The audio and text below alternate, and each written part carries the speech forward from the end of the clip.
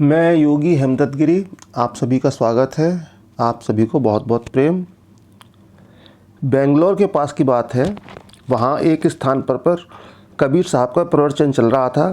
राम भक्ति और कर्म के महत्व पर प्रकाश डाल रहे थे। लोग एकाग्र भाव से कबीर साहब को सुन रहे थे। जिनको कबीर साहब की भाषा पकड़ में आती थी उनके लिए तो ठीक, जिनको नहीं आती थी उनके लिए कबीर साहब के दुभाषिए थे, जो कि उनके परम शिष्य श्रुतु गोपाल जी थे। उनका पूर्व नाम, पहला नाम पंडित सर्वानंद था। ये द्रविड़ थे और सभी वेद पुराणों के मर्मज्ञ। संस्कृत तो धारा प्रभाव बोलते ही थे, साथ ही अपनी मातृभाषा तमिल और दक्षिण की प्राय सभी भाषाओं की इन्हें जानकारी थी। इन्होंने उस समय के प्राय सभी विद्वानों को शास्त्रार्थ में पराजित कर दिया था और अपना नाम रख लिया था सर्वजीत। किंतु उनकी माँ कभी उन्हें इस नाम से नहीं पुकारती थी और हमेशा सर्वानंद ही कहती थीं।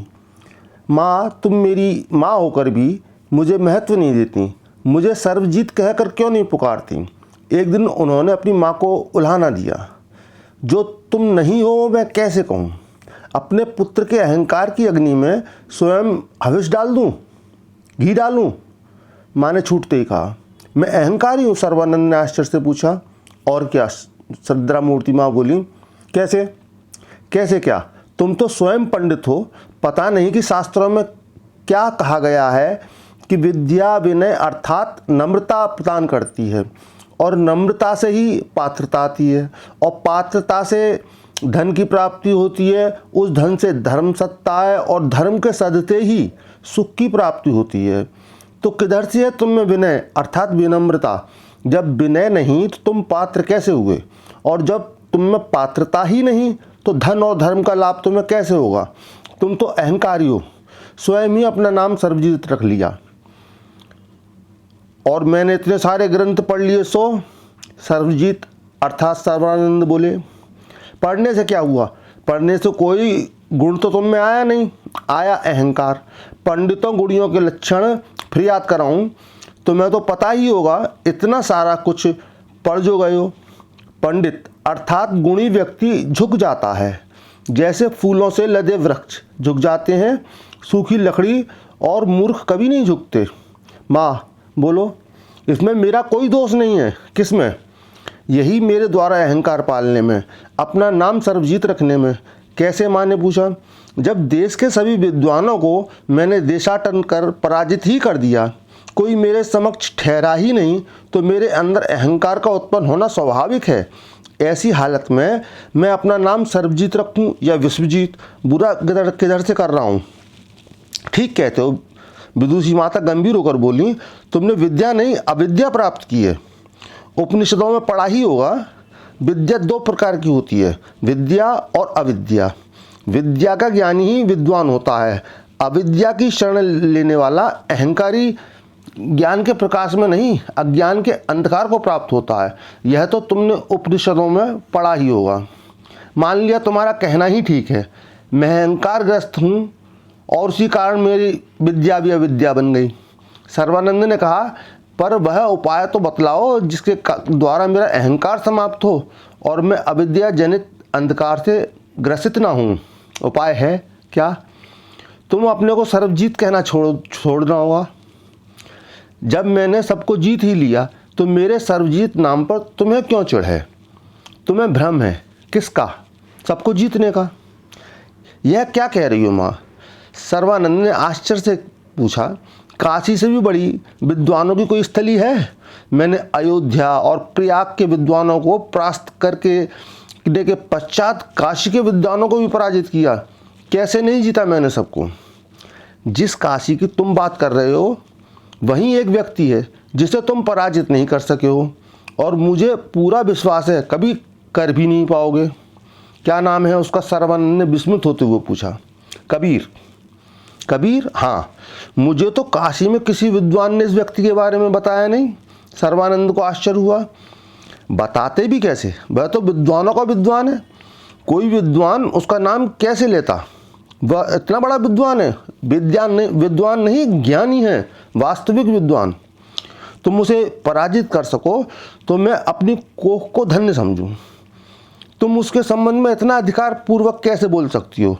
उसे सहसा अपनी माँ की बातों पर विश्वास नहीं हुआ, क्योंकि मैंने उसके दर्शन किए। तीर्थाटन के समय क्रम में मैं वहाँ गई जिसे कबीर चौरा कहते हैं। वहाँ ही महात्मा कबीर के दर्शन हुए। उनके शरीर से मानो एक आभा फूट रही थी। देव पुरुष लगते थे। तुम्हारे समान कई विद्वान उनके सामने सिर झुकाए बैठे थे। उस कबीर को पराजित कर सको तो तुम्हें सर्वजीत या विश्वजीत जो कहो मान लूंगी। तो मैं उन्हें पराजित कर ही तुम्हें अपना मुंह दिखाऊंगा। सर्वानंद उत्तेजित होकर बोला, नहीं नहीं, ऐसा नहीं कहो। माता घबराई, तुम मेरे एकमात्र पुत्र हो। कबीर से पराजित होना तो तुम्हें है ही। ऐसी हालत में तुम मुझे मुख नहीं दिखाओगे तो मैं कहाँ की रहूँगी? नहीं नहीं, मुझे नहीं भेजना तुम्हें काशी। तुम जो कहो मैं तुम्हें मान लेती हूँ। अब से मैं तुम्हें सर्वजीत ही कहूँगी। नहीं माँ, मुझे एक बार कबीर से मिलने दो। मेरे मार्ग की बाधा ना बनो। अगर तुम्हारी इच्छा है कि मैं उनसे पराजित होकर भी तुम्हारे पास लौटूं तो यही होगा। मैं अवश्य लौटूंगा हर हालत में। सर्वानंद ने अनुरोध किया। ऐसी बात है तो ठीक है, तुम काशी अवश्य जाओ। एक माता का संपूर्ण आशीर्वाद तुम्हारे साथ है। पर मैं क्या करूं? मैं जानती हूं कि तुम वहां पराजित होगे, परंतु स्मरण रहे अपनी प्रतिज्ञा नहीं तोड़ना। यहाँ वापस लौटने वाली स्मरण रहेगी, सर्वानंद ने कहा और काशी आने की तैयारी करने लगा। एक शाम कबीर साहब कबीर चौरा पर बैठे हुए थे कि उनका एक शिष्य दौड़ता हुआ कबीर साहब के पास पहुंचा। उसके चेहरे पर घोर आश्चर्य का भाव चढ़ा हुआ था। क्या बात है? कबीर ने पूछा। अजीब बात है सदगुरु, वह विस्मय करते हुए बोला। बोलो ना, बात क्या है? इतना आश्चर्यचकित क्यों हो? क्या मेरी सारी शिक्षा व्यर्थ हो गई? मैंने कहा है ना कि सदा स्वभाव में रहो। सुख दुख, जय पराजय, सामान्य असामान्य से तुम कभी प्रभावित नहीं होना। अब ऐसी क्या बात है कि तुम आश्चर्य से भरे जा रहे हो? बात ही ऐसी है सदगुरु, इसमें मेरा कोई दोष नहीं। क्या सच मुझे दी गई सारी शिक्षा शायद व्यर्थ ही गई? मैं अपने को अब भी आश्चर्यचकित होने से नहीं रोक पा रहा हूँ। वह श्रद्धा से झुकते हुए बोला। बात बताओ, कबीर ने आदेश दिया। दक्षिण का एक विद्वान अपने 16 बैलों पर पुस्तकें लादे आपसे शास्त्रार्थ करने आ रहा है।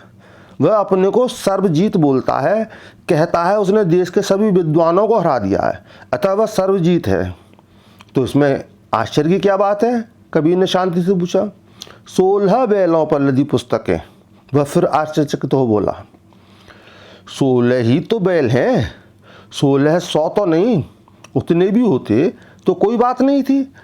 तुम उस विद्वान को अतिथिशाला में ठहरा दो, उसके और उसके बैलों के खाने पीने की व्यवस्था कर दो। बोल दो कि आज वह रात्रि विश्राम करें, कल सुबह मेरे पास शास्त्रार्थ करने पहुँचे। जैसी सदगुरु की आज्ञा, शिष्य ने कहा और चला गया। पर उसके मुखमंडल से आश्चर्य की रेखाएं नहीं गईं। कबीर ने साफ देखा इस चीज़ को। प्रातः कबीर स्नान ध्यान से निवृत्त होकर कबीर चौरे पर आ बैठे। कबीर ने एक शिष्य को उस पंडित को बुलाने भेज दिया। वह थोड़ी देर पश्चात अपने 16 बैलों पर लदी पुस्तकों के साथ आ पहुंचा। बैल आसपास बांध दिए गए। पंडित सर्वजीत कबीर के साथ शास्त्रार्थ की सूचना काशी में चारों तरफ फैल गई थी। अतः दर्शकों और श्रोताओं की एक बहुत बड़ी भीड़ कबीर चौरे पर आ जुटी थी। उनमें काशी के जाने माने पंडित और विद्वान भी थे और सामान्य जन भी। जितने लोग बैठ सके उतने के बैठने का प्रबंध कर दिया गया। शेष स्थान के अभाव में खड़े ही रहे। पंडित सर्वजीत कबीर के सामने आते ही झुककर कबीर को प्रणाम किया। इतने महान पंडित, खासकर ब्राह्मण हो के बावजूद आप मुझे प्रणाम क्यों कर रहे हैं? उसके अपने आसन में बैठते ही कबीर ने पूछा। मैंने आपको प्रणाम नहीं किया, तब मैंने आपके अंदर स्थित राम को प्रणाम किया। उसके इस उत्तर पर सभी श्रोता स्तब्ध रह गए और कबीर की ओर देखना आरंभ किया कि कबीर साहब क्या बोलते हैं। बहुतों को लगा कि कबीर साहब शास्त्रार्थ के प्रथम चरण में ही पराजित हो गए हैं। पंडित ने तो अकाट्य तर्क रखा था, भला उसकी काट क्या हो सकती थी। कबीर के शिष्य और अनुयायी विशेष रूप से चिंतित हो आए। इन बैलों में भगवान अथवा राम है कि नहीं, जिन पर आप इतना बोझ लाद कर सुदूर दक्षिण से आ रहे हैं? कबीर ने पूछा।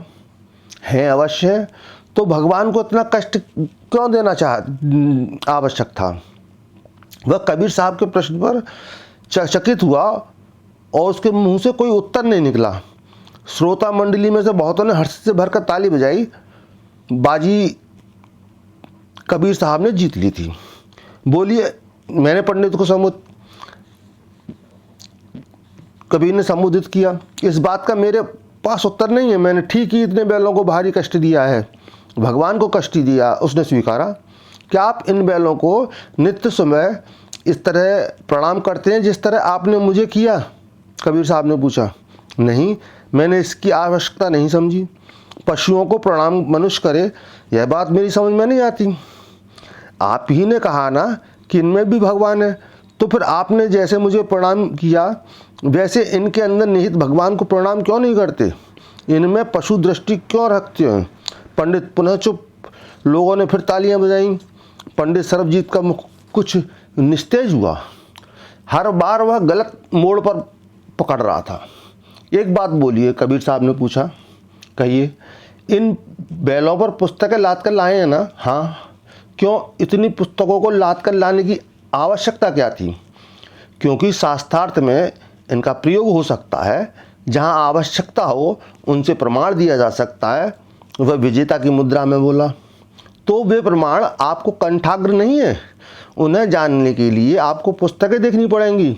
स्वाभाविक है, सभी बातें कंठाग्र नहीं हो सकती। वह बोल गया। तो शास्त्रार्थ मुझे आपसे करना है या पुस्तकों से? इस प्रश्न पर उसका सर नीचा हो गया और उपस्थित लोगों ने पुनः तालियां बजाईं। वह कुछ झल्लाया और बोला, आप मुझे व्यर्थ अपमानित किए जा रहे हैं। अपमानित करने तो आप आए थे मुझे इतनी पुस्तकें लेकर।